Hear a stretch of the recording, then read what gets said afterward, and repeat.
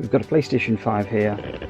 It turns on with a lot of little artifacts that's going on in the background that you may not be able to see on the actual camera. So little dots that's appearing. At first it was glitching when I turned it on, and the full screen was white and with multiple colors, which we sort of class it as artifacts. So let's sort of strip the unit down and see what's going on with it. The other thing I would like to mention is that I've had a good look at the HDMI port, and that seems to be intact. So unless there's internal damage to the HDMI, I don't know. Let's strip it, as I said before, and have a look. Okay, take the panels off. It's a little bit messing around, but what you do is this orientation. So these are the edges that you're going to take the panels off from. Okay, so what you want to do is you want to lift, but equally pushing a little bit this way. Okay, and that's how the panel gets taken off. Sort of put this away. Now we'll turn it upside down, and same where the PS logo is, you do the same thing. You can't do it with one hand, you've got to use your both hand and gently do it. But when I say gently, you still will have to put quite a bit of force to it. And how it all works is these things slides in and it clicks in its place. These little teeth, claws, or whatever you want to call it.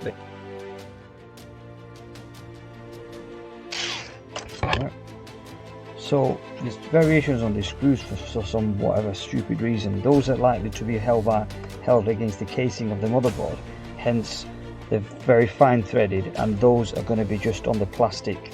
So what you need to remember is that the two fine threaded screws goes on them. Okay, the shorter one out of them two, the shorter one out of them two is on here, and the longer one goes there. Okay.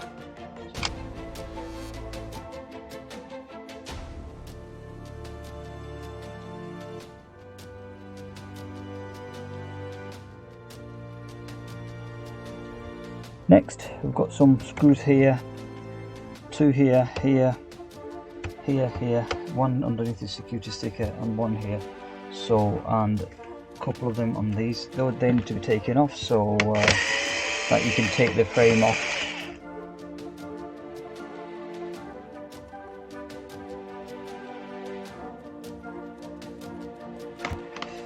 Again, with the screws, what you've got to be careful is that this one is a fine threaded, okay?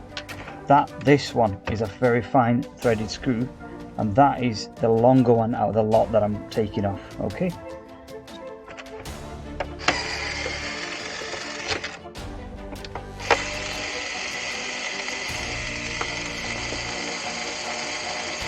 This needs a bit of a assistant. Again, that's another fine threaded screw here, remember, on this corner.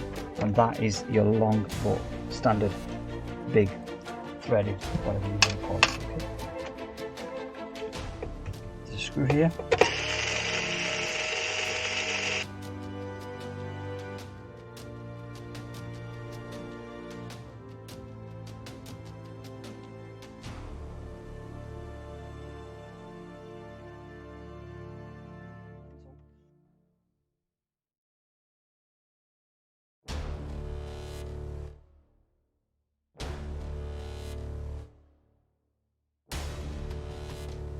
Black one that goes in here, the black one, the long threading like this. Okay, so that goes here.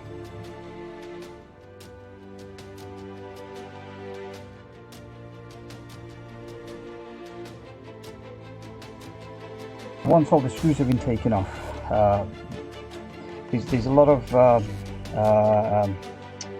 thermal compound and thermal paddings around this area, which is why this is stuck like glue. So you've got to pray it, but pray it gently so it just comes off. But sometimes it can struggle a little bit. Now ideally you could do with these little using frame tool like this, but be careful that you're not knocking off components from other places.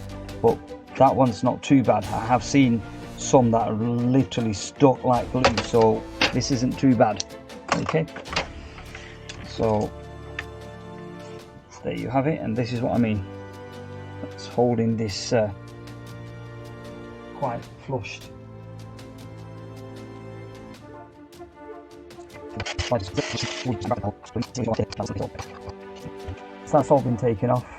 Just gently trying to lift up the logic board. Again, you could do with the help of a praying tool, but you need to be careful using them because you could be easily knocking things off. Just gently, just go easy, and so again, you've got to be careful because the power supplies are connected here as well, so you need to be careful. That some video shows that you're lifting it, but you can very easily damage. There you go. So that needs to be done in this manner because of this connector here. All right.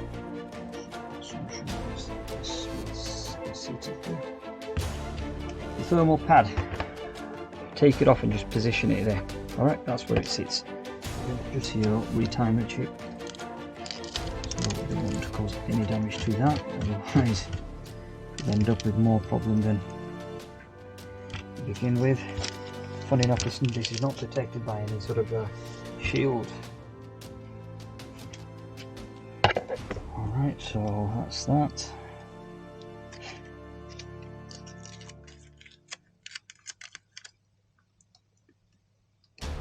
You can protect it as far as that much, but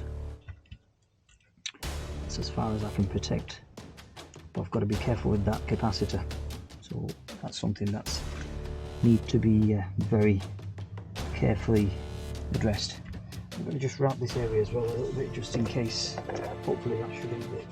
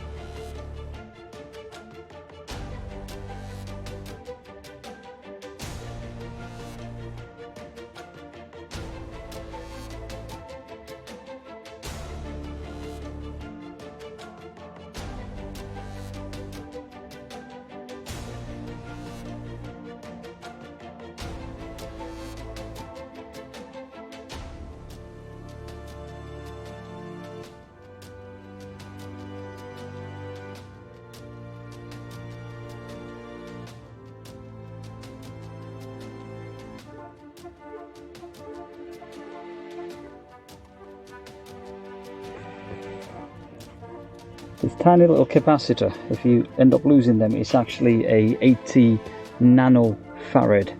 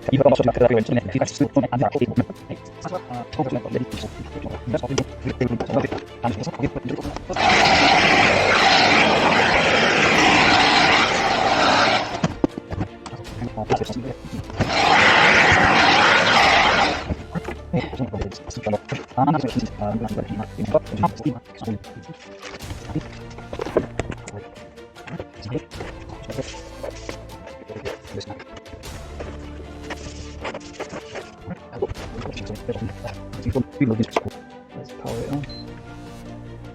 So we have a blue light, which is all looking good. Let's just wait for it. And we have a clean display with no little dots appearing on the screen. Right, so there we have it. I don't know if you can get, I'll get a bit closer. There's no dots and all this business. So we have a successful repair of PlayStation 5. So that's all, guys. Hope you enjoyed this video. Yes, it's not a 5 minutes video, it's a lot longer. It will be edited because I don't think most people would be interested in sort of hanging around for that long to watch the full process. So I will be doing what I need to do. So yeah, there you have it, guys. All the best, and stay well, stay safe, and I will speak to you soon. Peace.